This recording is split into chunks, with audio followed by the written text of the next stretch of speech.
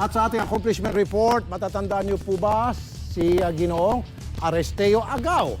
Isa po siyang security guard na lumapit sa atin noong April 29. Ito po ang kanyang sumbong noon. Inspector Bercasio, ginagawa ko lang po ang trabaho ko bilang isang security guard. Bakit niyo po ako binugbog? Trabaho lang naman po. May respeto naman po ako. Respetado ko po kayo. Dapat pa nga po kayo pang nagpuprotekta po sa amin. Dapat kayo ang puntahan po namin bilang isang sibilyang. Abusado kang pulis.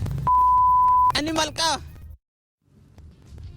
Ito po'y nabigyan na ng aksyon. Sinamahan po natin si Ginoong Agao sa headquarters ng Pasig City para magkaharap sila ng nireklamo niyang pulis. Pero tumanggi siya dahil sukang-suka na raw siya sa pagmumukha ng abusadong pulis.